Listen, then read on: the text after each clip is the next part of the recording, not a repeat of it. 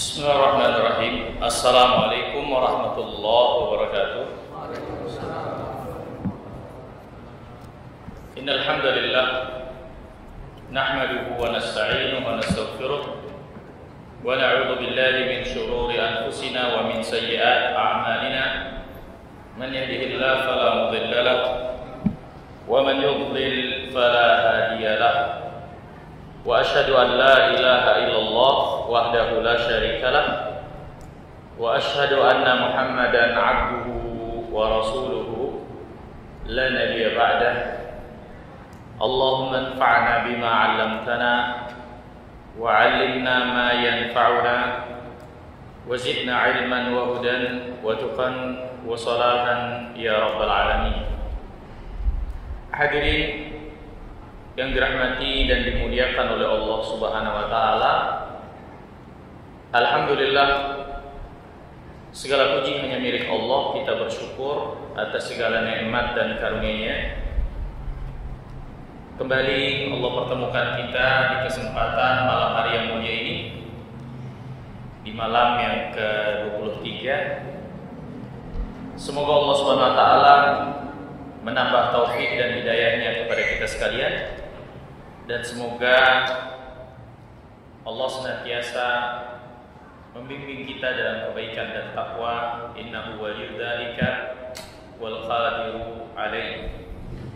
Hadirin yang dimuliakan Allah, masih kita akan lanjutkan pelajaran kita, mempelajari tentang salat dan hal-hal yang berkaitan dengannya, di mana di kesempatan yang lalu telah kita lewati pembahasan tentang syarat-syarat salat. Syarat-syarat salat yaitu hal-hal yang berada di luar salat yang mempengaruhi keabsahan salat yang dilakukan, walaupun dia berada di luar sholat. Selanjutnya yang akan kita bahas adalah perkara-perkara yang berada di dalam sholat, yang menjadi tata cara sholat untuk dilaksanakan, ya, yaitu sifat sholat yang terdapat keterangannya dari Rasulullah SAW. Tapi kita akan bahas menurut pembahasan fikih yang dijelaskan oleh para ulama. Keseluruhan bagian sholat ini terbagi menjadi beberapa kedudukan, level. Walaupun semuanya termasuk bagian dari tata cara sifat sholat Nabi, akan tetapi rincian yang ada di dalamnya berada pada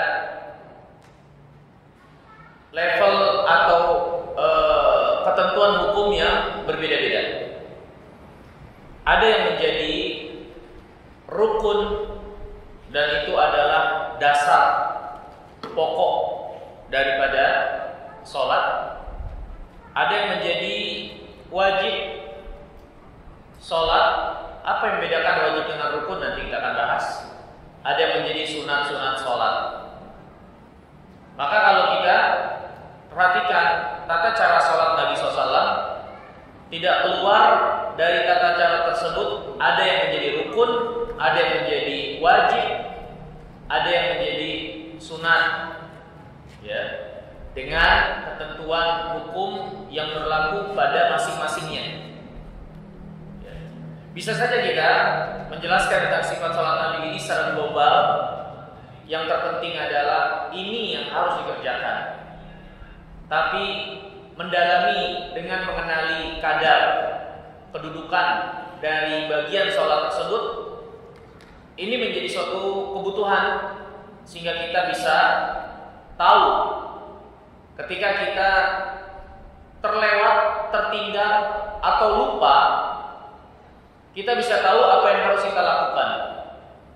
Karena ternyata dari seluruh bagian sholat, tidak seluruhnya yang terlewat atau tertinggal memiliki konsekuensi hukum. Ada bagian-bagian yang memiliki konsekuensi hukum, ada bagian-bagian yang tidak memiliki konsekuensi hukum. Kalaupun kita tinggalkan, bahkan sengaja sekalipun. Ya, tapi ada dari bagian sholat ini memiliki konsekuensi hukum. Maka ini kepentingan. Kenapa kita mempelajari sifat sholat ini dengan merincikan kedudukan-kedudukan dari bagian sholat tersebut, agar kita tahu konsekuensi hukum yang harus kita laksanakan ketika tertinggal, terlupa, atau tidak menegakkan salah satunya. Ya mungkin kita paham kalau kita sholat ini harus ada contohnya dari Nabi yang mulia alaihi wasallam. Benar. Tapi bagaimana ketika kita mengalami satu keadaan sebagai seorang manusia yang kita lupa, tertinggal, nggak sengaja dari bagian sifat sholat tersebut. Kalau kita nggak mengenal, nggak mengetahui kedudukan dari sifat itu, kita akhirnya nggak tahu konsekuensi hukum dan apa yang harus kita lakukan. Makanya pembahasan ini cukup penting untuk kita rincikan, ya, agar kita lebih mendalam lagi dan mengetahui langkah yang harus kita lakukan ketika kita mengalami hal-hal tersebut dari sholat-sholat kita. Bukan hanya kita sebagai imam, bahkan kita sebagai makmum pun, kalau kita mengetahui konsekuensi hukum dari setiap bagian sholat, kita jadi tenang dan bisa tahu apa yang harus kita lakukan ketika kita mengalami hal-hal yang mungkin di luar apa yang menjadi kebiasaan atau di luar apa yang kita ketahui biasanya. Ya. Ini hadirin yang dimuliakan Allah, pembahasan tentang sifat sholat yang kita bahas dengan penjelasan fiqhiyah secara fikih, di mana para ulama membagikan bagian-bagian sholat itu menjadi 3 bagian. Ada yang menjadi rukun, ada yang menjadi wajib, ada yang menjadi sunat-sunat sholat. Yang pertama yang akan kita bahas tentunya yang paling utama dari bagian sholat, hal-hal yang menjadi rukun. Apa yang dimaksud dengan rukun sesuatu, ya.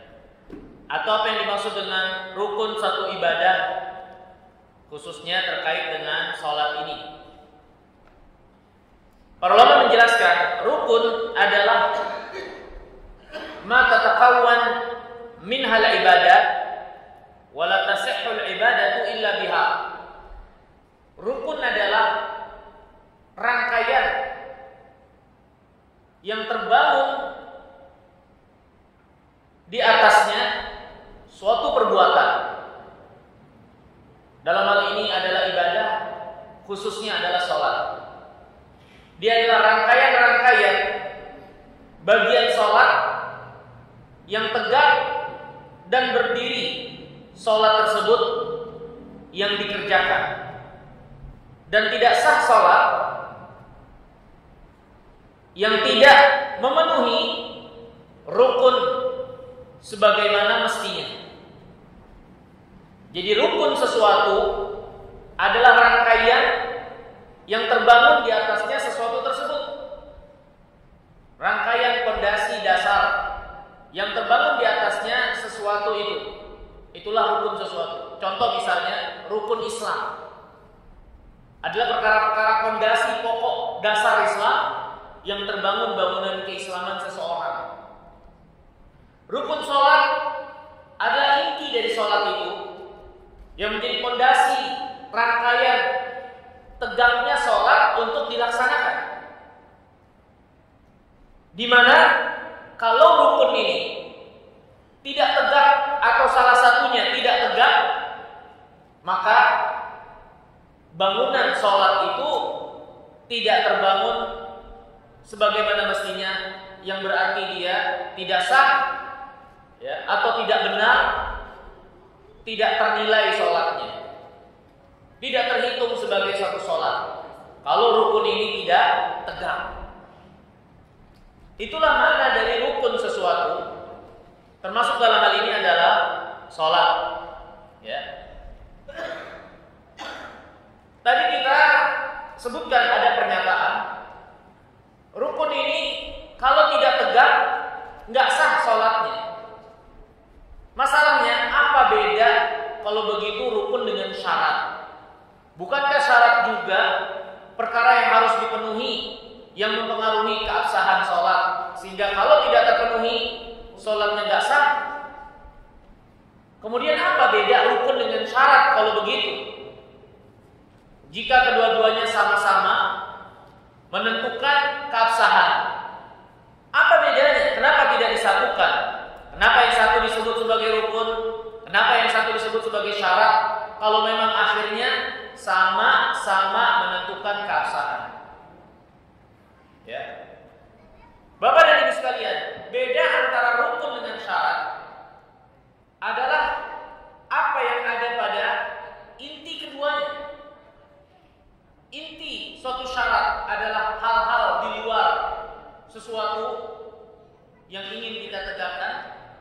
Kalau rukun itu bagian inti, bagian dalam dari sesuatu tersebut. Syarat-syarat sholat, hal-hal di luar sholat mempengaruhi keabsahan. Rukun sholat, hal-hal di dalam sholat, perkara sholat itu sendiri yang mempengaruhi tegaknya, berdirinya sholat. Ya. Walaupun sama-sama mempengaruhi keabsahan sesuatu, tapi dia berbeda dari sisi syarat itu perkara di luar sholat, rukun itu ya amalan sholat itu sendiri yang menjadi penegak daripada sholat yang dikerjakan.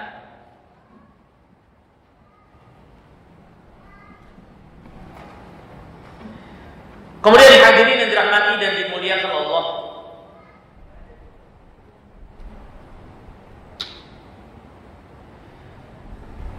di antara karakteristik daripada rukun sholat, di mana rukun sholat ini perlu kita ketahui karakteristiknya, dia tidak gugur kalau ditinggalkan secara sengaja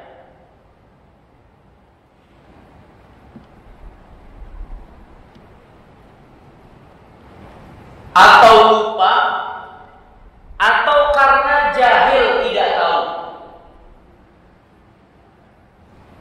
Apa maksudnya dia tidak gugur kalau ditinggalkan karena sengaja, lupa atau tidak tahu? Maksudnya adalah siapa yang tidak menegakkan rukun ini, maka apapun alasannya, dia sengaja, dia lupa atau nggak tahu, itu tetap membuat sholatnya nggak sah.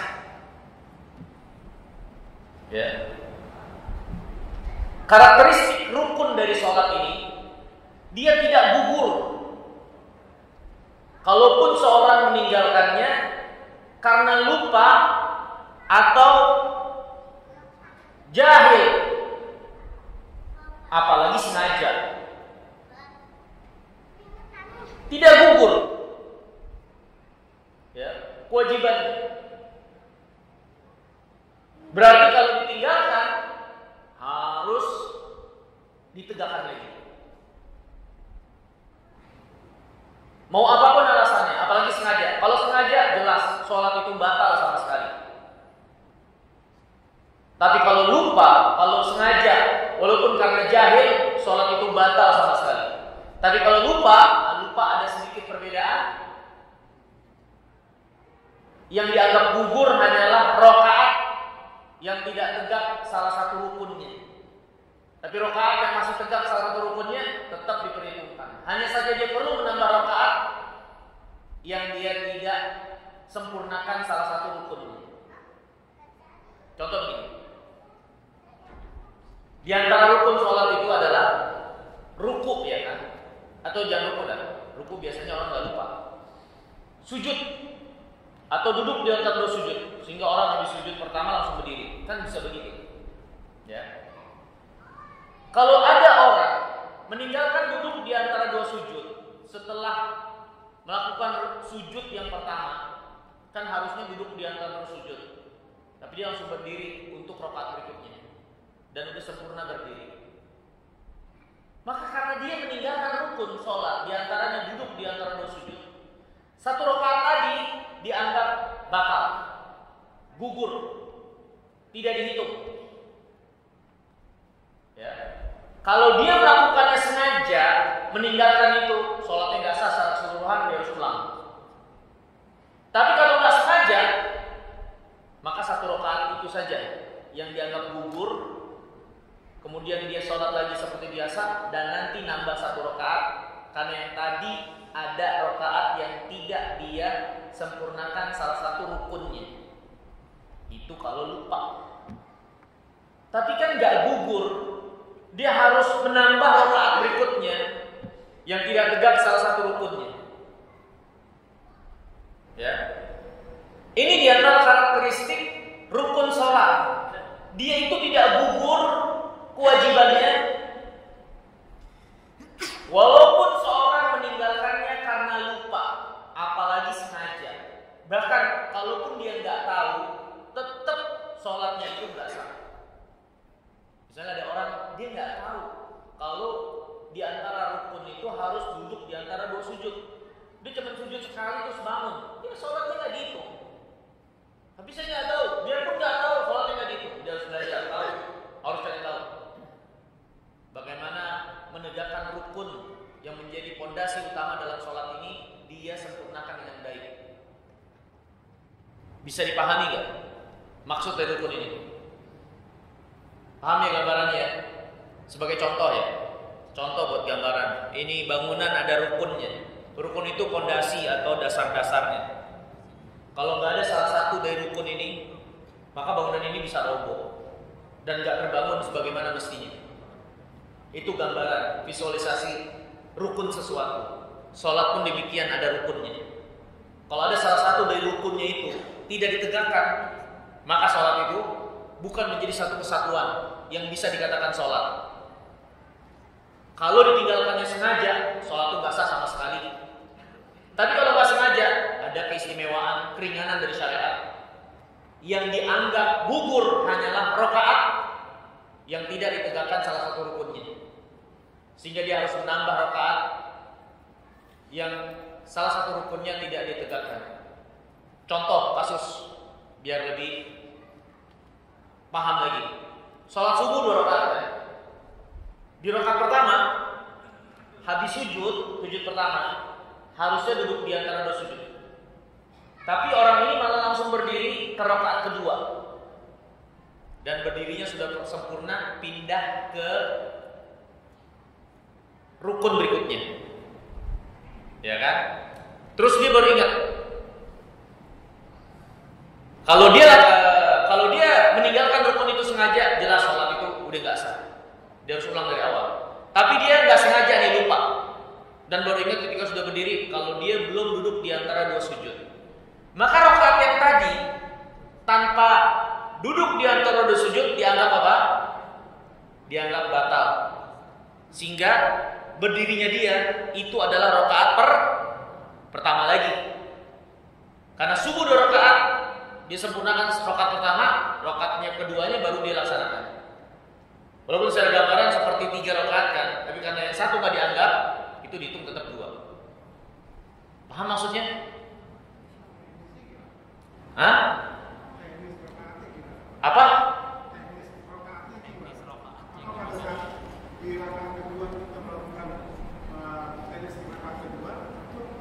Rakaat kedua dihitung 1. Iya, hitung rakaat ke-1. Yang ketiganya itu dihitung rakaat ke-2.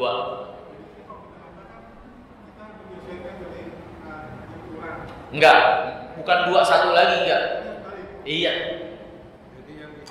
Karena tetap tasyahud akhir di rakaat yang ketiga kan jadinya. Jadi yang dihitung yang sempurna ya. Yang sempurna, kalau nggak sempurna dianggap gugur sudah itu. Karena meninggalkan rukun. Ya. Tapi kalau kasusnya kayak gini, ya saya agak melebar, makanya perlu dipahami sebelum kita masuk bagian rukun ini. Tapi kalau misalnya seorang sholat harus habis sujud pertama. Dia sholat subuh nih. Ya, habis sujud pertama, harusnya kan duduk di antara bersujud. Tapi dia berdiri. Tapi belum sempurna dirinya. Tapi langsung ingat, kalau belum sempurna masuk ke rukun berikutnya. Kan rukun sholat di antara berdiri. Kalau belum sempurna masuk ke rukun berikutnya, maka langsung duduk di antara sujud. Paham? Gak apa-apa. Yang gak boleh balik lagi kalau ingatnya sudah sempurna. Kalau udah sempurna, ya udah itu dianggap gugur tuh rakaat yang ditinggalkan rukunnya. Tapi kalau belum sempurna, langsung dia duduk di antara sujud, kemudian sujud yang kedua, kemudian bangkit. Nah itu masih terhitung tuh, masih dianggap karena dia belum sempurna, pindah ke rakaat berikutnya. Paham bedanya? Makanya ini penting kalau kita jadi makmum. Ini ada kasus juga ya. Ya saya mohon maaf, mungkin kita agak melebar, perlu konsentrasi. Ada kasus imam, kasusnya nambah, dan ini banyak terjadi. Ya, karena rukun itu kan ya harus ditegakkan sebanyak jumlah rakaat yang kita lakukan. Nggak boleh lebih ya. Menambah rukun juga nggak benar. Ya kan? Menambah rakaat nggak benar kan? Ada kasus sholat subuh 2 rakaat, imam di rakaat kedua harusnya di bagian akhir kan duduk tasyahud kan, dia malah diri. Apa yang harus dilakukan oleh makmum? Ingetin imam tentunya, subhanallah, biar imam ingat sehingga dia balik terus melakukan tasyahud kan begitu. Qadarullah, ini imam merasa enggak baru 1. Makmum tahu ini jelas ada 2. Tapi imam merasa enggak ini baru 1. Dia lanjut aja imam. Masa bodoh diingetin subhanallah juga. Apa yang harus dilakukan oleh makmum? Jadi ada 2 persepsi beda. Si imam merasa dia enggak salah, enggak nambah rakaat. Si makmum tahu jelas ini nambah rakaat. Yang jadi pertanyaan, apa yang harus dilakukan oleh imam, apa yang harus dilakukan oleh makmum? Yang harus dilakukan oleh imam, kalau imam diyakini itu baru 1, ya udah dia jalan dengan keyakinannya. Walaupun mungkin akhirnya dia salah dan baru diberitahukan nanti setelah sholat. Nanti dia sujud sahwi, ya, karena dia telah menambah rakaat. Nah masalahnya makmum nih. Makmum tahu imam salah, nambah rakaat. Apakah dia harus mengikuti imam atau gimana?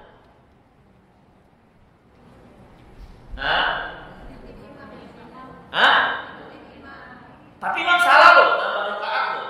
Nambah rakaat itu berarti nambah rukun. Nambah rukun berarti ya bukan sholat yang seharusnya. Impas. Melepaskan diri. Jadi ada jawaban dari bapak. Ya udah kita lepasin diri. Ngelepasin imam gitu. Terserah lu imam. Ya kan? Gue lepas nih. Ikut imam. Yang tepat, wallahu a'lam, makmum harus melakukan sholat yang benar sebagaimana mestinya. Imam salah nggak boleh diikuti. Hukum asal imam itu memang untuk diikuti. Tapi kalau imam salah, kita nggak boleh mengikuti imam dalam kesalahan menambah jumlah rakaat seperti ini. Apa yang harus dilakukan oleh makmum? Ya makmum diam. Karena seorang yang sengaja menambah rukun, sholatnya nggak sah. Yang lupa menambah rukun, sholatnya sah, tapi dia sujud sahwi. Sengaja menambah rukun dalam keadaan dia paham tahu, sholatnya nggak sah. Makmum udah tahu imam menambah rukun, maka makmum nggak boleh ikut-ikutan imam untuk nambah rakaat, berarti nambah rukun. Yang harus dilakukan makmum diam, nunggu sampai imam tasyahud akhir lagi dan salam bareng imam. Kalau imamnya nggak bisa diingetin, subhanallah, subhanallah, lanjut aja, udah diam. Nungguin aja sampai imam selesai dan kita selesai bareng dengan imam. Nanti selesai sholat baru kasih tahu itu tadi tambah. Tinggal si imam dia sujud sahwi. Ya. Jadi makmum nggak boleh mengikuti imam yang salah seperti itu. Fatal, menambah rukun. Ya. Kalaupun imam menambah rakaat, tapi karena dia lupa, sholatnya tetap sah. Karena dia lupa. Yang sengaja nambah rakaat, padahal dia tidak lupa, dia sadar, dia yang nggak sah malah. Jadi rukun itu perkara yang untuk dilaksanakan sebagaimana mestinya, nggak boleh ditambah, nggak boleh dikurangi. Dikurangi, maka tidak terhitung rakaat yang kurang rukunnya. Ditambah juga kalau sengaja mengakibatkan sholat secara keseluruhan itu batal. Ya. Nah ini rukun. Jadi di antara karakteristik rukun, dia itu tidak gugur ketika ditinggalkan secara karena lupa, apalagi sengaja, walaupun alasannya karena nggak tahu. Kalaupun ada orang nggak tahu misalnya, ulang sholatnya. Karena pernah terjadi pada zaman Nabi SAW. Dan hadis inilah yang dijadikan dasar. Inilah yang dimaksud rukun sholat. Karena Nabi terus meminta ada orang yang salah sholatnya, terus ulang lagi kamu belum sholat, ulang lagi kamu belum sholat.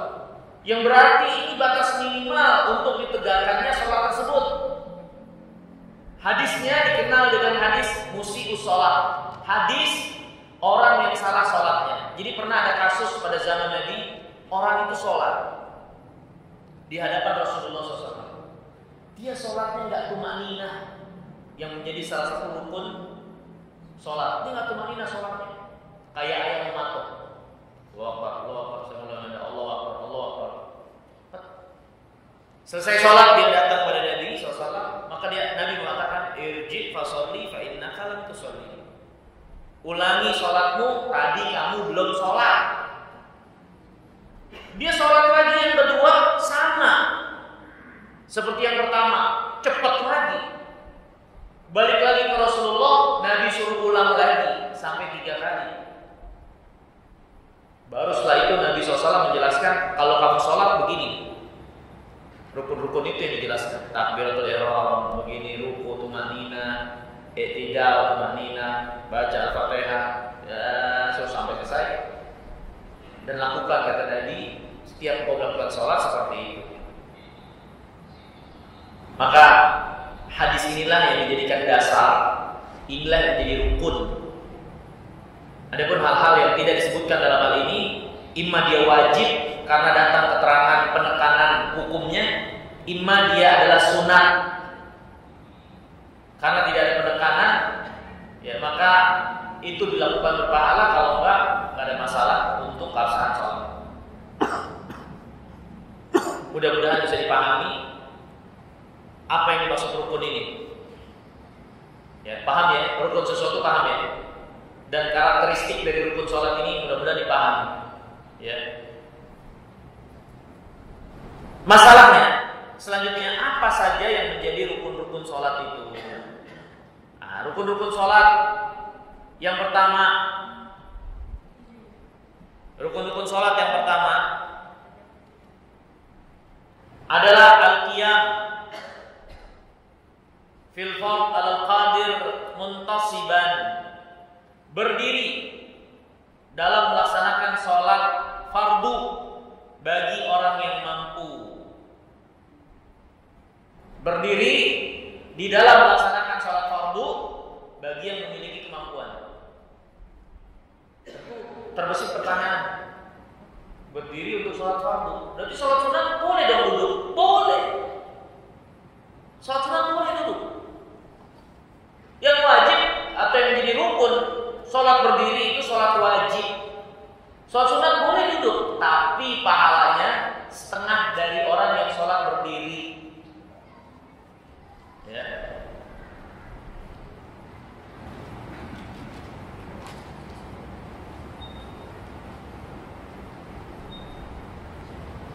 Berdasarkan hadis Nabi yang mulia alaihi wasallam yang diriwayatkan oleh Imam Muslim, salatul qa'id ala nisfi min salatil qa'im. sholat orang yang duduk dapat setengah pahala orang yang sholat berdiri. Kata para ulama, hadis ini terkait dengan sholat sunat. Karena untuk sholat sunat berdiri tidak menjadi bagian rukun sholat, tapi sunat saja hukumnya. Jadi ibu nih kalau mau sholat qobliyah subuh, sholat sambil duduk lah, boleh nggak? Boleh. Sholat sunat, sholat tarawih, sholat sambil duduk, nggak ada masalah. Apalagi ada udzur, nggak ada udzur untuk sholat sunat pun nggak ada masalah, nggak berdiri. Tapi sholat wajib berdiri itu bagian dari rukun, kecuali nggak punya kemampuan. Ini yang disebutkan oleh Nabi, shallu qa'iman fa illam tastati fa qa'idan fa illam tastati fa 'ala jambin. Salatlah berdiri, kalau nggak sanggup maka duduk, kalau nggak sanggup berbaring. Ini terkait sholat fardu.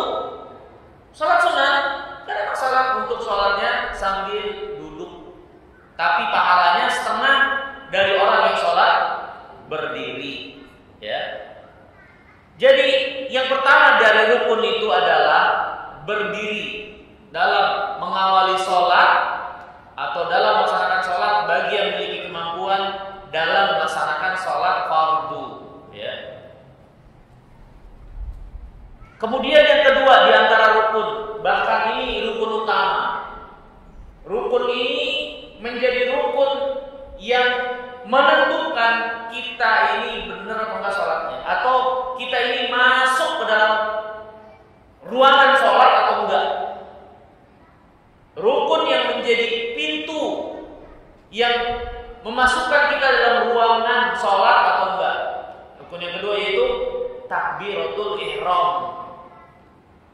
Takbir yang mengharamkan kita untuk melakukan kegiatan-kegiatan lain di luar sholat. Ya. Takbiratul ihram itu seorang mengucapkan Allahu Akbar. Ya, ini takbiratul ihram. Ya. Yang dengan takbir ini kita berarti masuk ke dalam dimensi sholat. Setelah ucapkan ini, kita tidak diperkenankan melakukan apapun itu, hal-hal yang gak ada kaitannya dengan sholat. Ya. Nabi yang mulia Sallallahu Alaihi Wasallam bersabda, kata Nabi SAW, miftahus sholat al-wudu wa tahrimuha at-takbir. Kunci sholat adalah wudu, pengharamannya adalah takbir. Jadi kalau seorang sudah takbir, haram dia melakukan kegiatan-kegiatan lain di luar kegiatan sholat. Takbiratul ihram. Dan takbiratul ihram adalah ucapan Allahu Akbar. Itu takbiratul ihram. Dan harus kita bedakan antara takbiratul ihram dengan mengangkat tangan. Angkat tangan ini bukan takbir, dia amalan tersendiri. Takbir itu ucapan Allahu Akbar. Apakah setiap takbir harus mengangkat tangan? Enggak juga. Makanya mengangkat tangan ini masuk dalam kategori sunat-sunat sholat. Yang fardunya adalah takbir itu. Jadi kalau ada orang masuk sholat, dia hanya bertakbir, tidak angkat tangan, masuk gak dalam sholat? Masuk. Allahu Akbar, dia langsung sedekap. Apakah dia sudah masuk dalam dimensi sholat? Sudah. Karena angkat tangan ini hukumnya sunat, bukan berarti untuk ditinggalkan ya. Tapi kita sedang ingin menjelaskan kadar level hukum. Ya. Bukan berarti untuk ditinggalkan. Ya. Tapi kalau ada seorang dia takbir Allahu Akbar, dia ngangkat tangan, maka muskilah. Dia sudah masuk dalam dimensi sholat dengan takbirnya itu. Karena yang menjadi rukun adalah takbiratul ihram. Dan gak setiap takbir harus mengangkat tangan. Ya.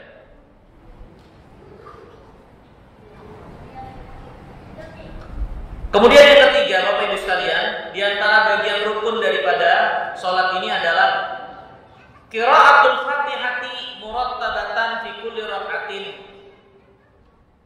Membaca Al-Fatihah di setiap rakaat secara tertib. Ini secara tertib rakaatnya apa namanya? Dari awal sampai akhir ya. Membaca Al-Fatihah secara penuh.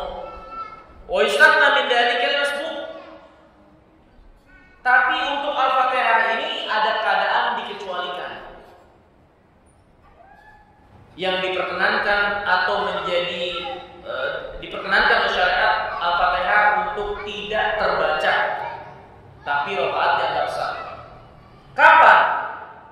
Yaitu ketika seorang menjadi masbuk, menjadi makmum tapi telat, sehingga tidak sampai menyempurnakan Al-Fatihah. Maka masih diperkenankan oleh syariat tidak bacanya tersebut selama dia mendapati ruku bareng imam. Satu rakaat itu tetap terhitung. Asalnya Al-Fatihah itu menjadi rukun untuk dibaca di setiap rakaat.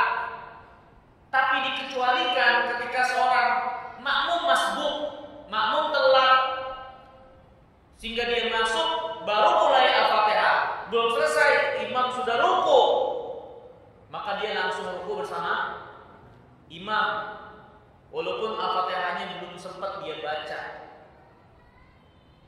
Syariat memberikan keringanan, dia tetap terhitung. Rakaat yang tidak membaca Al-Fatihah itu tetap terhitung. Paham maksud saya? Paham ya? Pengecualian yang kedua, tapi ini juga pengecualian yang kedua ini diperselisihkan para ulama, yaitu ketika imam membaca bacaan yang jahar ketika berdiri. 2 rakaat di sholat subuh, 2 rakaat di sholat maghrib dan sholat isya, atau sholat tarawih yang imamnya membaca jahar bacaan Qur'annya, bacaan Al-Fatihahnya. Sebagian para ulama mengatakan atau berpendapat kalau dibacakan jahar ayat Quran, kewajiban kita adalah menyimak dan diam. Termasuk kalau yang dibacakan itu Al-Fatihah, kita simak diam karena firman Allah. Dan tentu firman Allah Al-Quran itu adalah sumber utama. Yang lain menyesuaikan dengan sumber ini. Dalam hadis Nabi kan dijelaskan bagaimana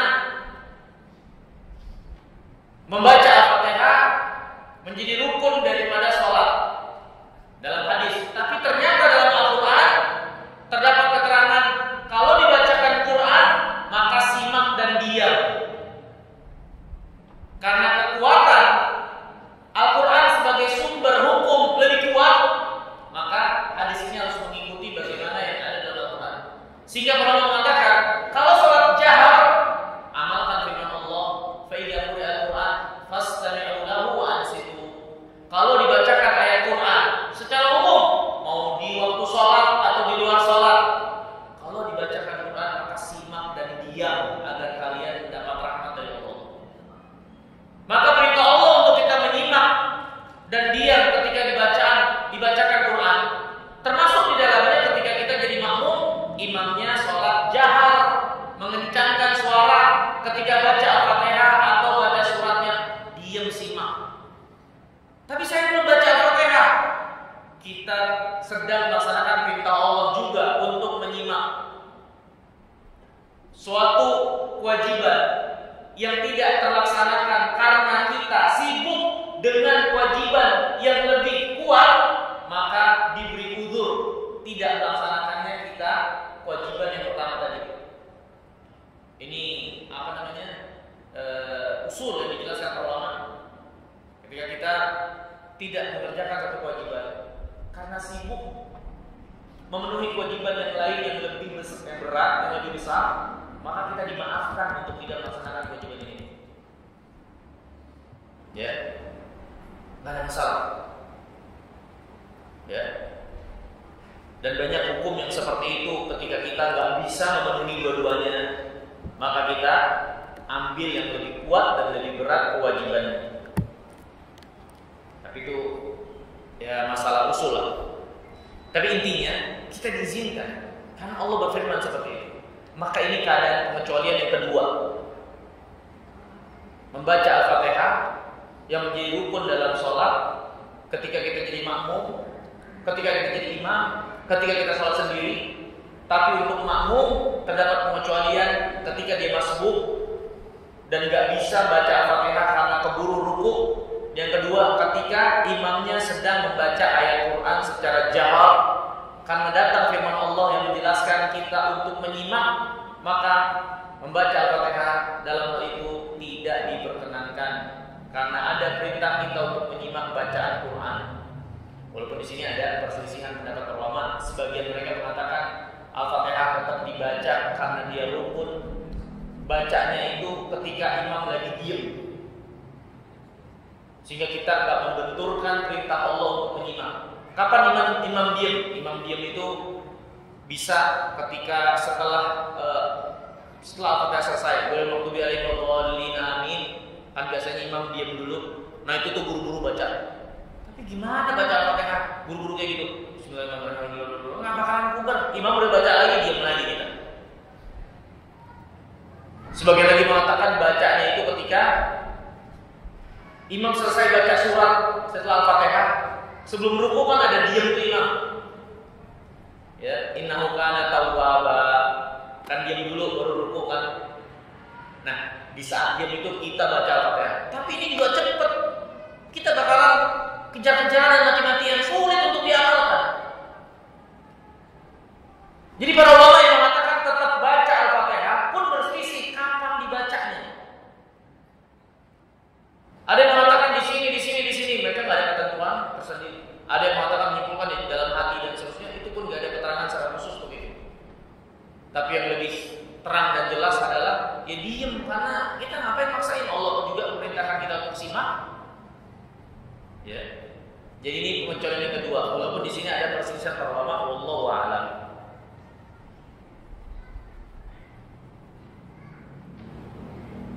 Kemudian hadirin yang dirahmati dan dimuliakan oleh Allah, pengecualian yang ketiga, Al-Fatihah untuk dibolehkan tidak dibaca adalah bagi orang yang baru masuk Islam, gak bisa baca Al-Fatihah,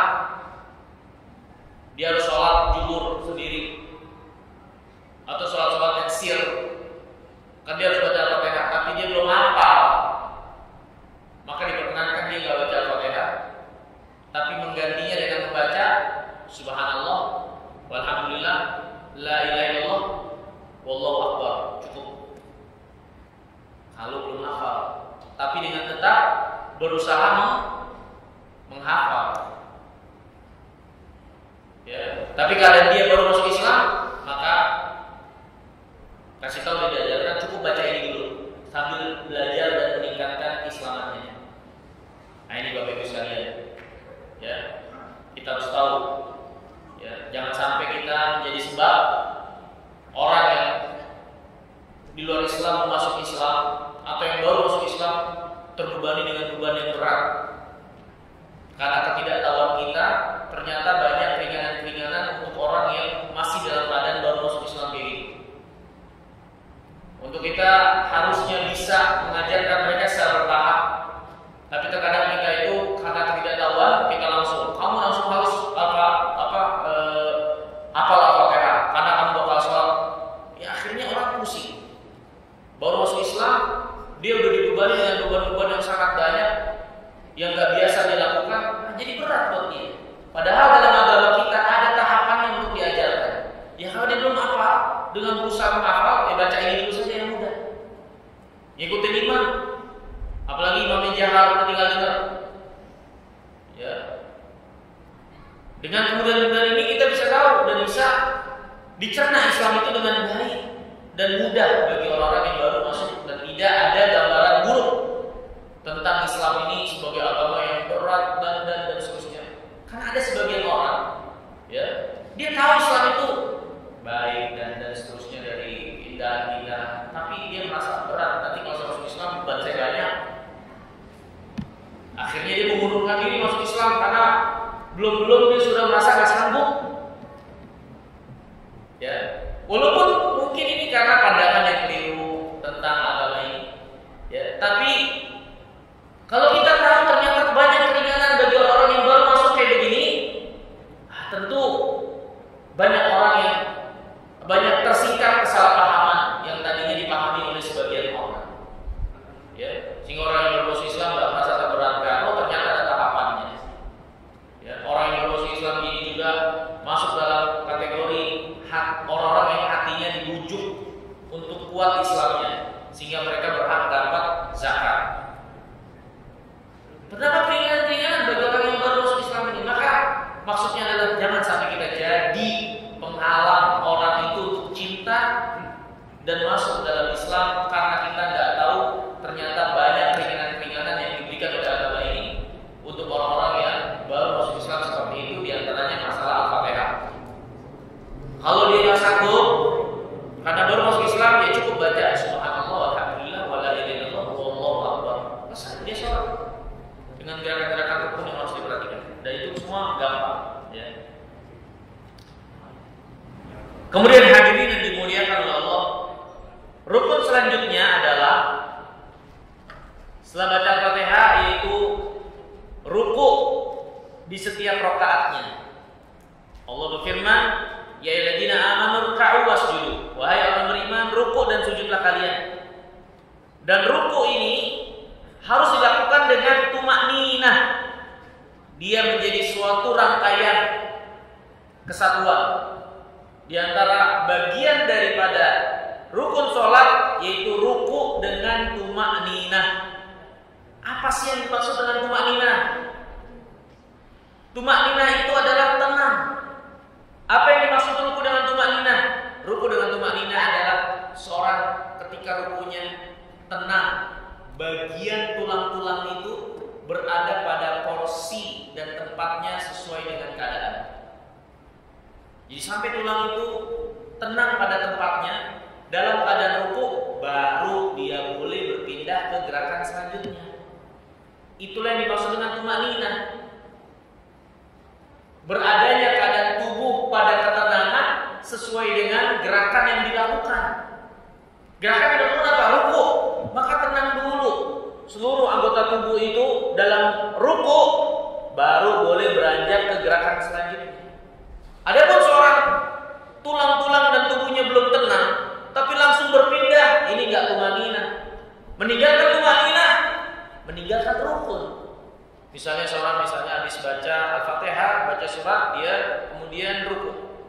Allahu Akbar, dia ruku. Belum juga tulang itu sampai ke tempatnya. Sebagian orang melakukan langsung bangkit lagi. Ya. Allahu Akbar, sami Allahu liman hamidah. Padahal tulang juga belum tenang, belum sampai ke tempatnya dengan tenang. Tumakninah itu sampainya tulang-tulang itu dengan tenang pada posisi sholat yang dilakukan. Baru boleh beranjak ke gerakan selanjutnya. Tapi kalau belum belum tenang, belum tumakninah, maka dia meninggalkan rukun daripada sholat. Yang meninggalkan rukun dari sholat, ya sholatnya tidak sah. Seperti kasus orang yang salah sholatnya, dia sholatnya benar, ada rukunya, ada sujudnya, tapi yang tidak ada tumakninah. Dia ruku kayak ayam mematuk, dia sujud kayak ayam mematuk. Gak ada tenang-tenangnya dalam bagian sholat tersebut yang dia lakukan. Maka Nabi katakan kepada orang itu, irji fasolli fa innaka lam tusolli. Balik lagi sana, ulangi sholat. Tadi kamu belum sholat. Padahal dia udah balik ruku dan sujud, tapi Nabi mengatakan kamu belum sholat. Berarti yang meninggalkan salah satu dari rukun sholat, sholatnya tidak terhitung. Ya, makanya apalagi di zaman kita aneh ya. Justru ada yang masuk museum rekor. Orang yang sholatnya tercepat. Yang kayak gitu bukan untuk diabadikan, apalagi dilestarikan atau dibanggakan. Ya orang sholatnya salah. Ya, masa dimasukin untuk untuk suatu kebanggaan, itu sholat salah. Sholat cepat kayak ayam mengantuk begitu. Ya, bahkan itu bisa menimbulkan mudarat bagi orang yang melaksanakannya.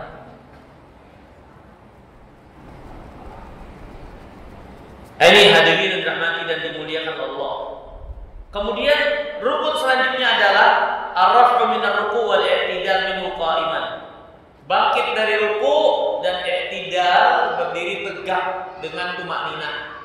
Jadi i'tidal itu setelah ruku, bangkit, tegak dan tumakninah, sampainya tulang di tempatnya masing-masing dengan tenang dalam keadaan berdiri tadi, baru boleh beranjak untuk melakukan sujud. Adapun seorang seperti ini, Sami Allahu liman hamidah Rabbana lakal. Dan kita saksikan ada yang kayak gitu. Berdirinya belum lengkap udah langsung turun sujud. Padahal berdirinya belum lengkap. Sami Allahu liman hamidah. Baru begini nih, langsung Allahu Akbar. Ada yang seperti itu. Itu enggak tumakninah. Ya. Tidak perlu tumakninah. Dan menjadi bagian rukun tumakninah itu. Ya. Kemudian rukun selanjutnya yaitu sujud dengan tumakninah juga. Sebagaimana kata Nabi SAW, warka' hatta tatma'inna raqi'an thumma rfa' hatta ta'tadila qa'iman thumma sujud hatta tatma'inna sajidan. Kepada orang yang salah salatnya, ini setelah membaca Al-Fatihah kemudian rukuklah sampai tumakninah dalam rukuk, kemudian berdirilah sampai mu'tadil, tegak berdiri, ya. Kemudian sujudlah sampai engkau tumakninah dalam sujud. Kemudian bangkitlah dari sujud, duduk di antara sujud sampai engkau tumakninah dalam duduk. Ini rangkaian-rangkaian yang disebutkan oleh Rasulullah SAW kepada orang yang salah salatnya. Di antaranya di bagian rukun ini adalah sujud dengan tumakninah. Ya. Nah, hadirin yang dirahmati dan dimuliakan oleh Allah, perlu diperhatikan juga di sini, ya. Sujud dengan tumakninah adalah dengan menempelkan 7 anggota tubuh yang diperintahkan oleh syariat di dalam sujud. Hadis Ibnu Abbas radhiyallahu taala anhuma yang diriwayatkan oleh Imam Al-Bukhari, disebutkan Nabi bersabda, "Umirtu an asjuda ala sab'ati a'dhamin." Aku diperintahkan untuk sujud dengan 7 anggota badan atau 7 bagian tulang dari anggota tubuh. Yang pertama al-jabhah wa asyara biyadihi ila anfi. Yang pertama kening, dan Rasulullah mengisyaratkan kening masuk dalam bagiannya adalah hidung, begini. Ya. Bahkan terdapat riwayat yang lain secara khusus Nabi SAW mengatakan tidak ada sholat bagi orang yang tidak menempelkan hidungnya ke tempat sujud. Jadi ketika sujud bukan cuma nukik, hidungnya nggak nyampe ke tanah. Karena hidung dengan kening itu satu paket. Jangan salahin hidungnya kalau dia ke dalam. Orang-orang Arab enak hidungnya ke depan, dia gampang sujud. Udah nasib, ya kan, terima aja hidung ke dalam. Tapi tetap itu bukan alasan untuk hidung tidak disentuhkan ke tempat sujud, karena dia satu paket. Nabi kita mengatakan jabah. Dalam hadis disebutkan asyara ila anfi, biyadihi ila anfi. Dia berisyarat dengan jabah itu kening dengan hidung. Oh ya, bahkan tadi ada riwayat khusus yang mengatakan tidak ada sholat orang yang tidak menempelkan kening hidungnya dengan tempat sujud, dengan tangan atau tempat sujud. Ya, jadi jangan asal nukik aja. Begini kan ada di gigi, hidungnya ke atas. Ya, itu salah. Kemudian kata Nabi SAW, wal yadaini. Anggota sujud berikutnya adalah kedua tangan. kedua tangan. Berarti ada berapa? Udah 3. 1, 2, 3. Kemudian berikutnya warukbatain, 2 lutut. 5, 6. Selanjutnya apa? Watrof al-qadamain, ujung dari kaki, ujung jari jemari kaki. Ujung jari jemari kaki. Nanti kita akan praktekkan ya sifat sholatnya. Kalau kita sudah jelaskan semua rukun, wajib dan sunat-sunatnya, nanti kita jadikan satu. Beginilah tata cara sholat itu.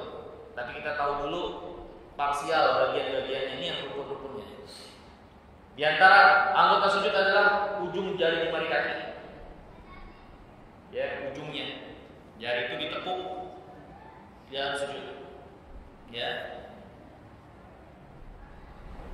Kemudian di antara rukun berikutnya adalah bangkit dari sujud dan duduk di antara 2 sujud dengan tumakninah, sebagaimana kata Nabi, tumarfa'at tatma'ina jalisan. Angkat kepalamu sampai kau duduk dengan tumakninah. Duduk dengan tumakninah maksudnya sampainya pulang ke tempatnya masing-masing dengan tenang di bagian sholat itu. Jadi bangkit dari sujud, duduk di antara sujud tenang. Habis itu kata Nabi SAW, rukun selanjutnya adalah melaksanakan sujud yang kedua. Ya.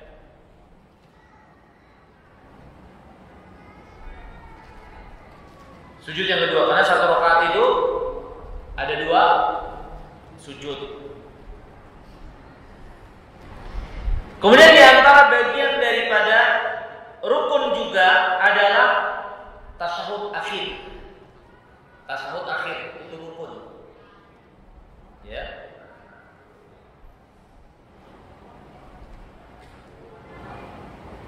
Tasyahud akhir dengan perakatnya, yaitu duduk tasyahud akhir. Kalau dikatakan tasyahud, itu adalah ucapan seorang syahadat. Dan zikir dalam tasyahud itu ada syahadatnya, makanya dinamakan tasyahud.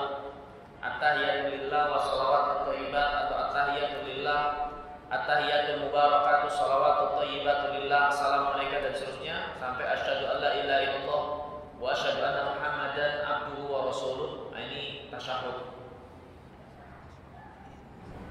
Dan yang menjadi rukun itu adalah tasyahud akhir dan duduk untuk tasyahud akhir. Kemudian rukun selanjutnya adalah at-taslim, salam. Ya. Kata Nabi SAW, miftahu sholat al-wudu, tahliluhu takbir, wa tahliluha at-taslim. Kunci sholat adalah wudu, pengharaman masuk dalam dimensi sholat adalah takbir dan penghalalan untuk melakukan hal-hal di luar sholat. Setelah itu adalah salam. Habis salam berarti sholat sudah selesai. Ya.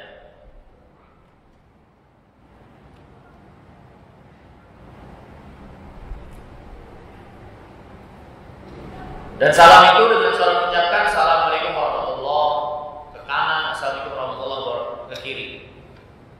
Ada sebagian riwayat, tapi ini dikatakan para ulama kadang-kadang boleh dilakukan ke kanan, assalamualaikum warahmatullahi wabarakatuh. Ya. Dan para ulama juga menjelaskan salam itu yang wajibnya adalah 1 kali ke kanan saja, ke kiri sunnah. Kemudian rukun selanjutnya adalah melaksanakan sholat dengan tertib. Dimulai dengan takbir, diakhiri dengan salam. Gak boleh dimulai dengan ruku atau dimulai dengan salam dulu, tapi tertibnya di awal. Makanya para ulama mendefinisikan sholat. Sholat itu adalah perkataan dan perbuatan yang khusus dalam rangka ibadah kepada Allah. Dimulai dengan takbir, diakhiri dengan salam. Tapi di antara takbir sampai salam itu ada perkataan-perkataan dan perbuatan khusus. Seperti tadi ruku, sujud, duduk di antara sujud, itulah definisi dari sholat. Dan ini rukunnya, hadirin yang dirahmati dan dimuliakan oleh Allah Subhanahu wa taala. Ya, rukun itu pokok, pondasi, dasar, rangka daripada sholat. Yang pertama adalah berdiri untuk sholat wajib.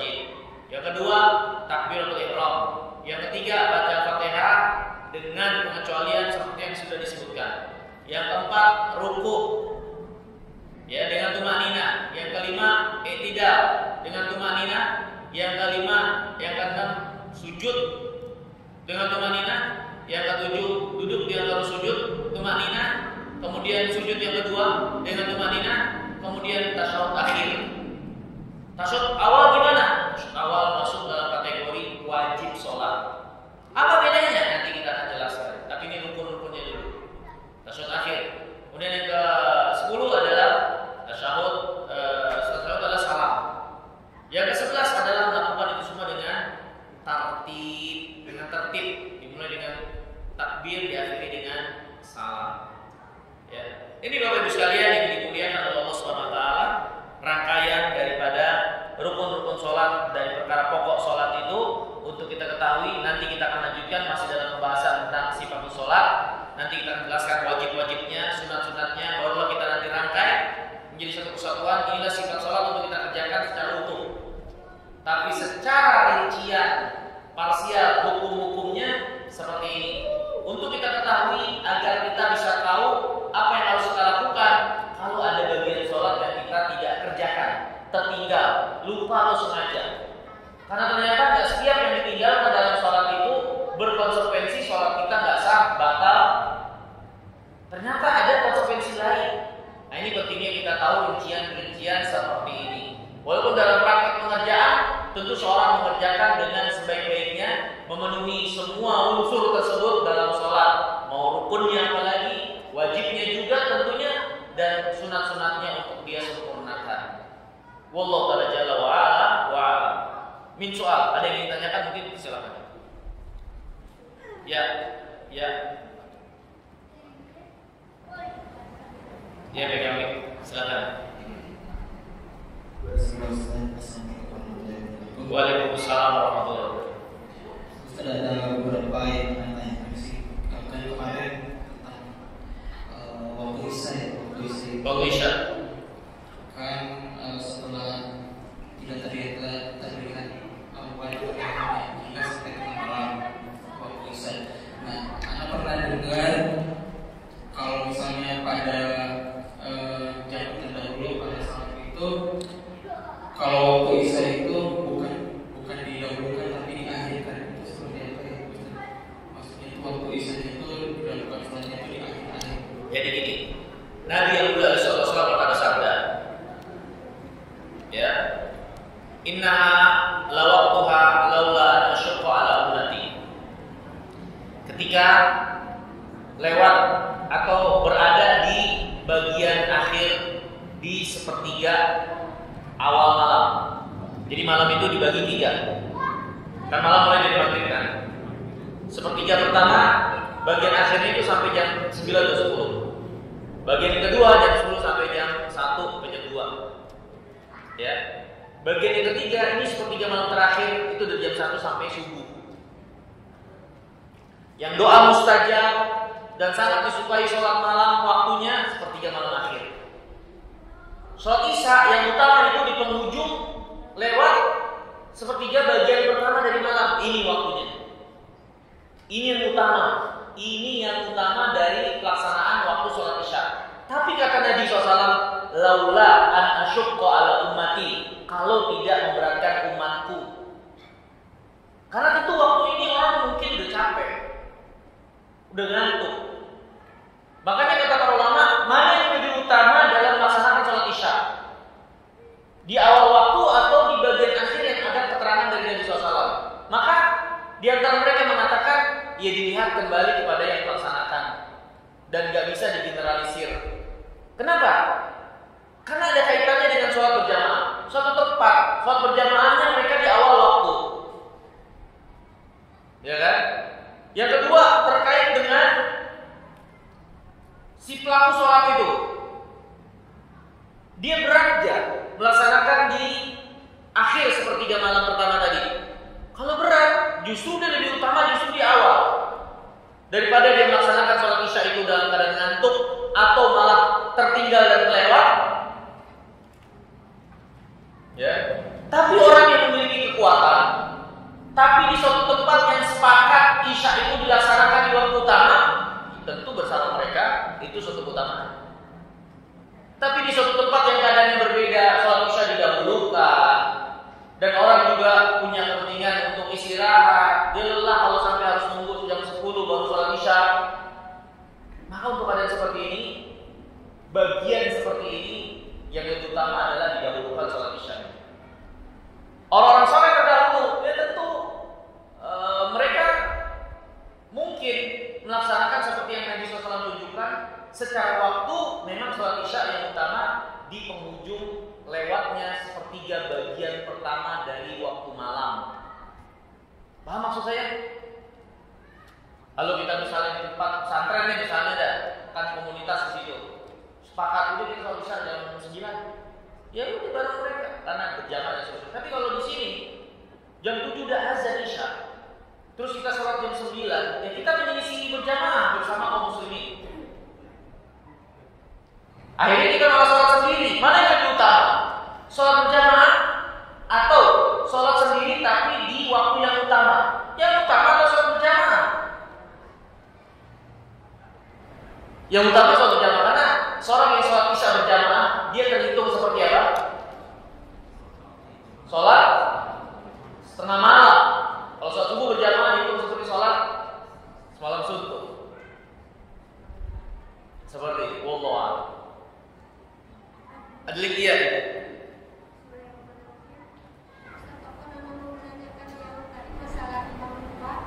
Masalah? Imam lupa. Terus itu kita sebagai makmum, kita kan tidak terlepas dari imam. Apa kita sholat sendiri-sendiri atau gimana Ustaz? Kalau imam lupa dalam keadaan dia salah ya, maka kita ngingetin. Laki-laki ngucapin subhanallah, kalau perempuan menepuk. Iya Ustaz, di saat itu Tapi imamnya nggak sadar. tidak sadar, apakah kita harus terlepas dari imam itu? Tadi sudah dijelaskan, yang harus kita lakukan adalah tetap sholat, nunggu sampai imam tasyahud akhir lagi.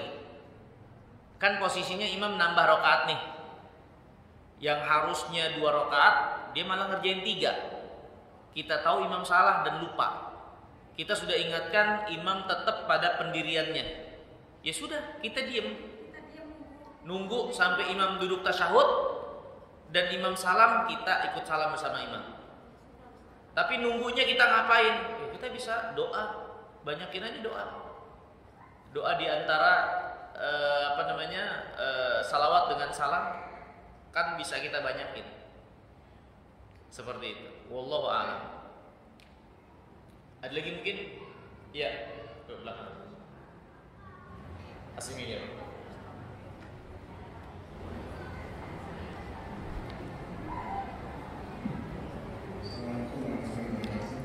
Assalamualaikum warahmatullahi wabarakatuh.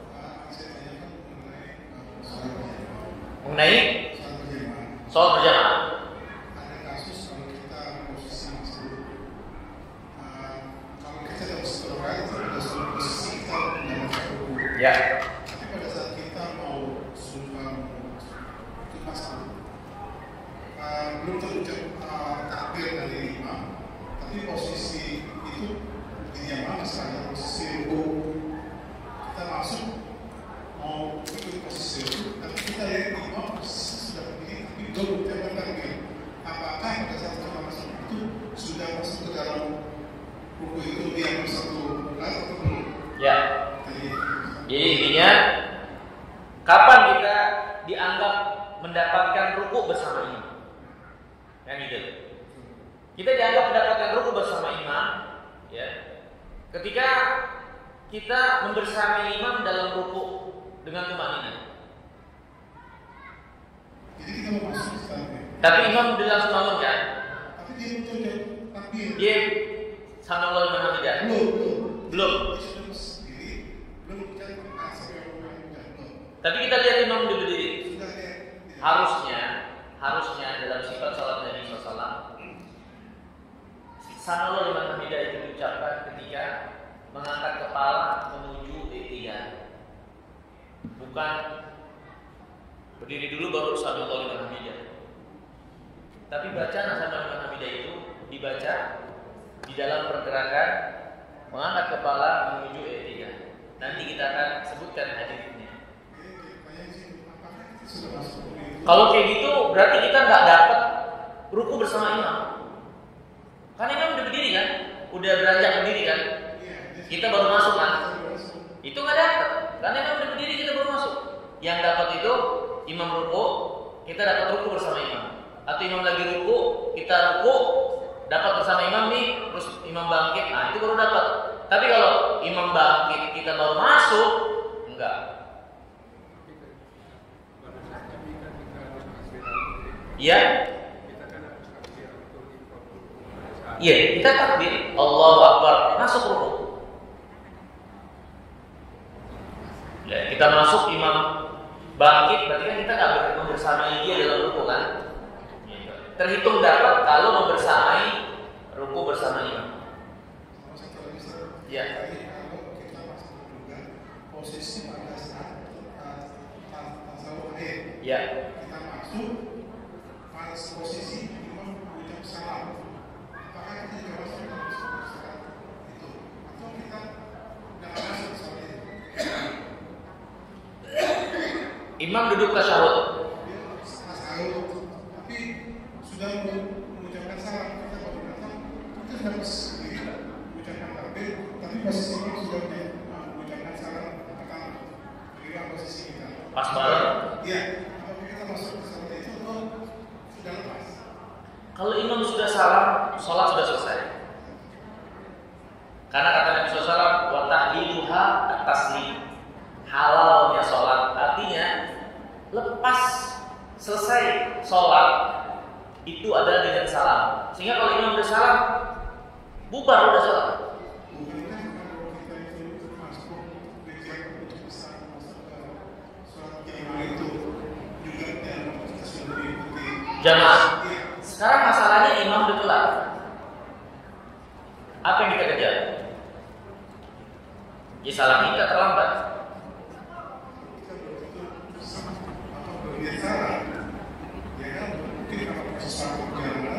Iya, jadi pas bertepatan.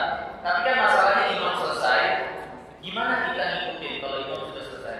Ya sudah, kita kerjain sendiri. Maksudnya itu. Karena apa namanya? Selesainya sholat adalah dengan salam. Ya. Kenapa para ulama menyimpulkan, sebagian mereka menyimpulkan salam pertama itu sudah menunjukkan selesai sholat. Jadi dikarenakan hukum asal dari penyebutan kata adalah untuk jumlah satu, kecuali katanya itu sebagai jamaah. Hukum asal penyebutan satu kata adalah untuk bilangan satu, taslim, berarti satu salam. Dari taslim, taslimatain, taslimat, ya. Terus posisi kita sebagai masuk tanya sudah terucap takbir bagaimana? Kita langsung sholat sendiri. Kan kita sudah lihatnya posisi jamaah. Kita sudah. Ya waktu kita lihat kan sudah posisi jamaah. Kalau kita lihat mau apa dia juga salah, posisi itu. Kita ada di soft gitu. Iya sudah dalam posisi salah, kita sudah bertakbir pas sama posisi ini salah. Yes. Dianggap ikut atau lepas. Kita sholat sendiri aja sudah. Allahnya gini, jadi kita jadi kasusnya kan kita berbarengan ya kan? Allahu Akbar, imam salam langsung kan? Allahu Akbar, imam salam bagi kita masuk dalam keadaan imam keluar, selesai kan begitu Pak? Ya kan? Kalau seperti itu, wallahu a'lam, kita lanjutkan saja sholat kita sendiri. Karena ketika kita masuk ikutin imam dalam keadaan sholat berjamaah sudah selesai. Ya semoga kita tetap dapatkan pahala jamaah. Ya, karena apa yang menjadi niat kita pada Allah ada penghalang sehingga kita tidak bisa mengejar. Tentunya kalau kita bisa dapetin duduk tasyahud itu lebih pasti untuk kita terhitung dapat sholat berjamaah bersama imam. Kalau tidak dapat dengan keadaan seperti ini, maka kita harapkan itu pun tidak mengurangi untuk dapat nilai sholat berjamaah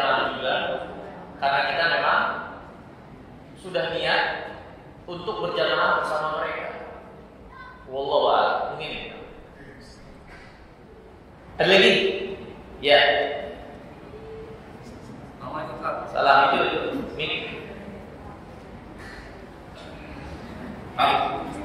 Tampil di setiap rakaat, tampil di rakaat kan wajib, rukun ya, rukun sholat. Kalau nggak digangguin sah sholatnya. Nah, bagi makmum itu kita membacanya dengan dalam hati atau memahami gitu, atau kita mengeluarkan suara juga. Ya. Sebentar. Ya. Hukum asal sholat itu dilafazkan. Dilafazkan itu dalam artian bergerak lidah bibir kita dengan ucapan cukup kita yang dengar. Kecuali kita sebagai imam yang punya kepentingan memperdengarkan kepada orang lain,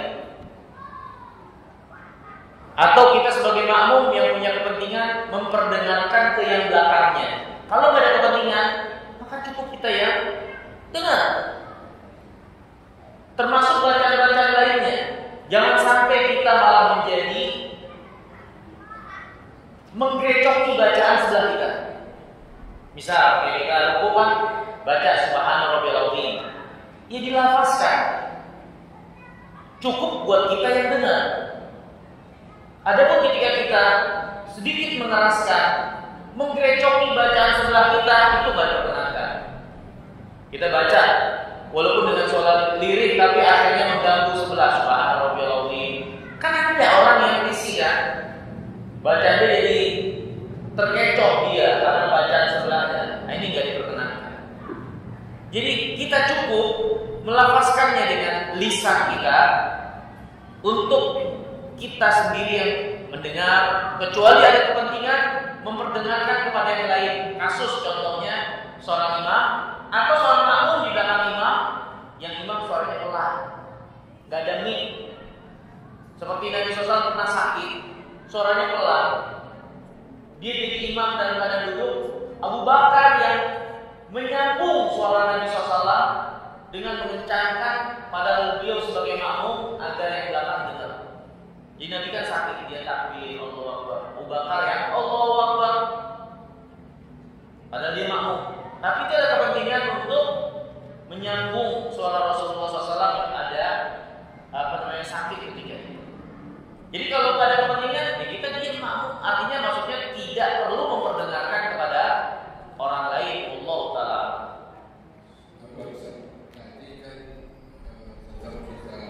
Melafazkan. Bukannya dalam hati. Ya. Ya, bukan dalam hati.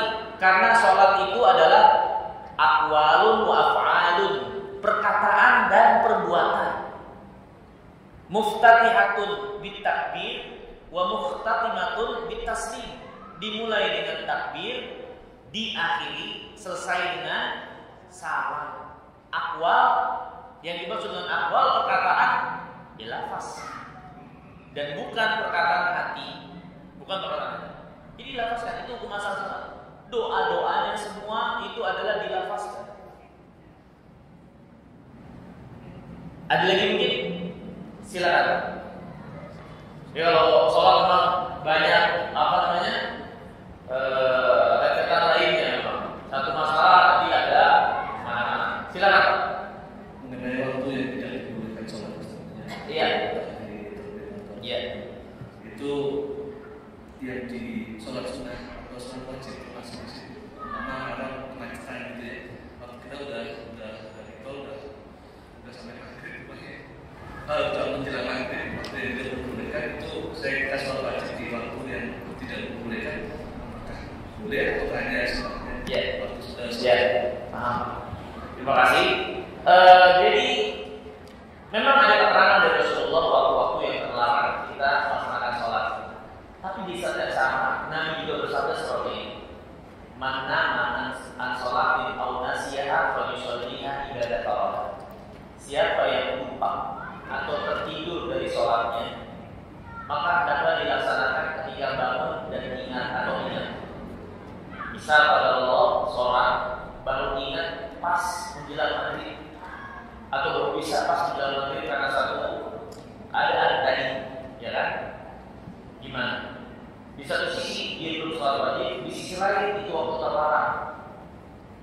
Apakah dia nunggu selesai di waktu terlarang itu baru sholat? Akhirnya dia keluar dari waktu sholat yang semestinya. Kan seperti itu Pak. Misalnya dia nunggu waktu terlarangnya lewat, akhirnya sholat asarnya dikerjakan di waktu maghrib, ya kan? Maka nanti dia melakukan pelanggaran yang bertumpuk, ya. Maka perlu menjelaskan, mengkompromikan larangan waktu sholat dengan perintah mengerjakan sholat yang tertinggal ketika ingat dan terbangun. Mengkompromikannya adalah larangan yang dimaksud oleh Nabi SAW untuk sholat-sholat yang tanpa sebab. Karena dalam larangan tersebut ada keterangan dalam hadis, maksudnya adalah agar kita tidak menyerupai orang-orang yang menyembah matahari, yang biasanya menyembah matahari ketika matahari terbenam atau ketika matahari terbit. Tapi kalau sebab itu hilang, karena kita jelas melaksanakannya di Masjidil Haram, karena kita jelas melaksanakannya tidak ada maksud ke sana dan memang ada kewajiban yang harus kita laksanakan saat itu, ada sebab untuk sholat tersebut, ya. Maka sebab larangan itu jadi hilang dan hukum beredar sesuai dengan sebab antara keberadaan atau tidaknya. Kalau sebabnya itu yang menyebabkan haram nggak ada, berarti nggak haram lagi. Makanya ulama mengatakan yang terlarang adalah sholat-sholat yang tanpa sebab. Sholat nggak ada sebab apa-apa, itu bukan sholat wajib juga, bukan kayak ke masjid yang ada sebab dia datang ke masjid untuk sholat itu, tapi dia sholat mutlak begitu saja di waktu terlarang, itulah sholat yang terlarang. Untuk memkompromikan dengan hadis-hadis yang lain yang memperkenankan kita sholat kapan waktu saja, terutama yang wajib ketika baru ingat atau tersadarkan. Nabi SAW bersabda kepada Bani Abi Manaf, penjaga Masjid Mekah, Masjid Haram, ya Bani Abi Manaf, la tamna'u ahadan sholat fi hadzal bait fi ayyi waqtin sya'a atau tafa atau sholat fi ayyi waqtin sya'a.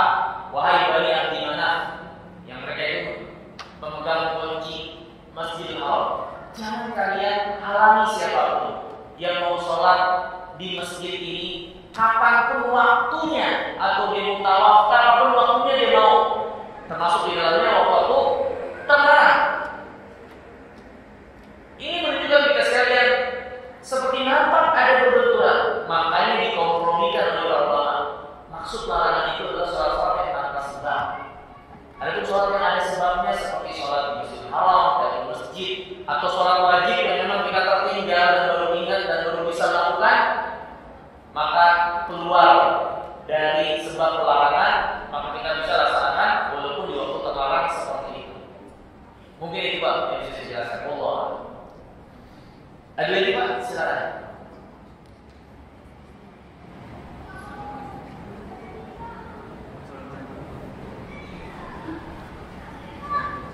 Assalamualaikum warahmatullahi wabarakatuh. Waalaikumsalam warahmatullahi wabarakatuh. Ada beberapa pertanyaan.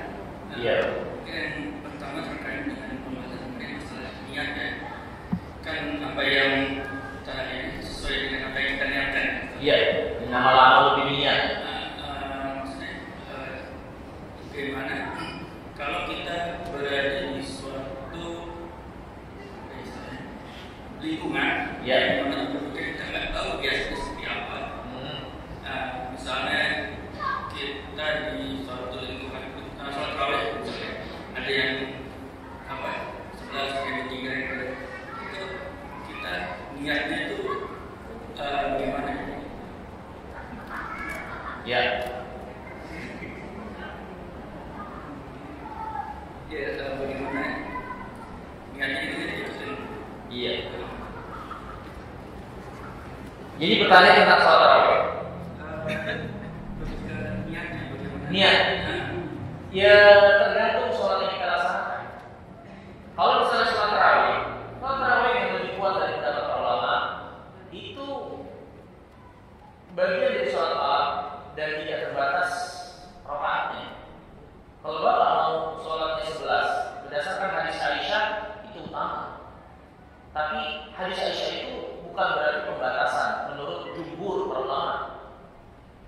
Maksud saya, kita niatnya itu Ikut sholat saja.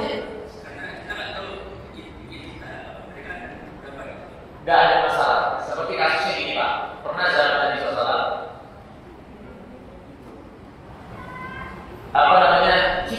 kita melaksanakan sholat yang menjadi sholat kita saja, karena kita tidak menjadi suatu keharusan punya niat yang sama dengan imam atau yang kita ikuti.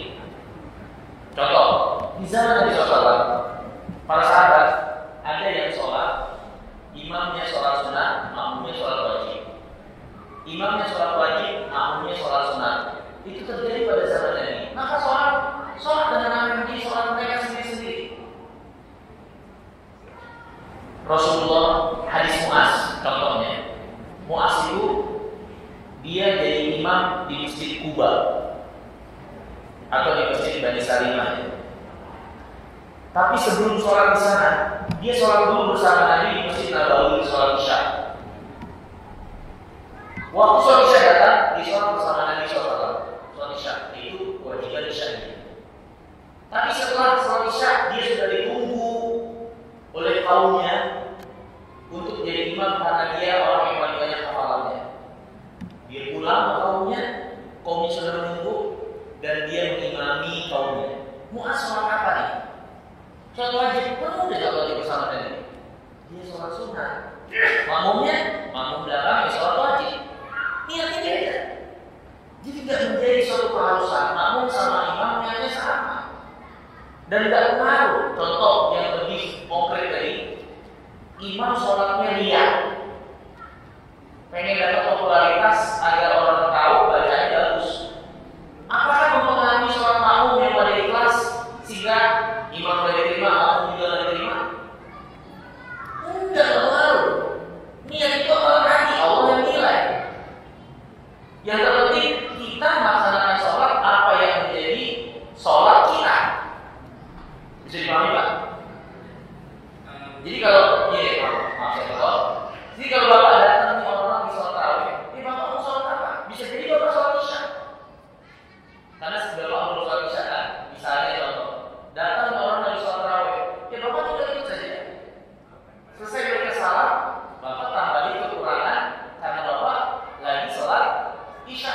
Itu tidak ada masalah. Sholat saja apa yang menjadi sholat kita. Bagaimana kalau maksudnya kita ingin ikutin imam sampai habis karena ada hadisnya yang mengikuti. Oh iya. Sampai selesai ya. Sholat apa yang dapat pahala selama. Iya. Nah itu gimana? Gimana? Ya kita sholat sampai selesai. Tapi ini kan 23, saya pengen 11. Ya kita sholat di orang yang sholat 23, gimana ikutin sampai selesai. Kalau kita nggak mau dapat utamaan itu, ya kita 11 keluar atau 8 orang keluar, ya kita kurang dapat utamaan. Tapi kan nggak dosa juga. Nggak dapat utamaan bukan berarti nggak dosa, bukan berarti dosa kan? Tapi kalau kita itu kita selesai, ya itu bagus. Karena jumhur ulama ya itu pendapat mereka. Sholat malam itu termasuk tarawih, rakaatnya tidak berhilang. Kita mampu 21 lebih dari itu, silakan. Nah iya maksudnya kita ingin ikutin tapi kita nggak tahu. Itu 23. Kita nggak tahu. Nah, Kita ingin ikut tapi kita nggak tahu. nggak tahu itu, nggak ada masalah. Nah itu gimana kita? Nggak ada masalah. Nggak ada masalah. Ikutin saja. Dan sholat saja sholat kita. Suatu di tengah kita letih capek kita mau berhenti, ya udah. Berarti kita nggak ada perkataan karena nggak sampai selesai. Nggak ada masalah. Kita sholat kita saja. Kita nggak tahu di sholat apa, nggak kepentingan, nggak ada kepentingan. Kita mau sholat berjamaah, baru sholat Isya. Ini orang harus sholat apa ya? Sholat wajib atau sholat sunnah? Sholat Isya bukan. Udah ikut saja. Tapi kan kita nggak tahu kita di sholat apa. Ya kita sholatnya sholat kita. Kita mau sholat apa? Sholat malam. Ya kita sholat malam. Walaupun mereka itu di sholat wajib, nggak ada salah. Jadi yang terpenting adalah kita dapetin apa yang jadi niat kita, bukan niat orang. Wa inna likulli imrin ma nawa. Sholat dapetin apa yang menjadi niat dia, bukan niat orang. Wallahu a'lam. Mungkin itu Pak yang bisa saja. Tadi masalah KP di belakang selanjutnya. Ya. Berarti kalau kan tidak ada sholat asar ya. Lah sholatnya pada asar. Ya, tapi itu misalnya dari ini kan kita mandi kan, Saya ke masjid. jalannya akan terus miskin dulu dan masuk masjid kan ada sholat dulu. Itu Lah sholat pada asar maksudnya adalah nggak ada sholat setelah asar yang menjadi pendamping sholat asar yang menjadi rawatib. Tapi sholatnya kita sholat dari masjid yang nggak menjadi pendamping dan rawatib asar nggak ada masalah. Seperti wallah. Saya kira kita cukupkan dulu sampai di sini, ya. Cukup seru juga, ya karena memang pembahasan fikih itu bisa menyebar kemana-mana, ya. Tapi yang terpenting adalah kita benar-benar memahami keterangan yang ada dari dasar yang jelas, ya, dari Alkitab, dari Sunnah Nabi yang mulia sallallahu alaihi wasallam. Ya tentunya banyak juga di dalamnya perselisihan ulama dalam masalah ini. Kita terus dalami sehingga kita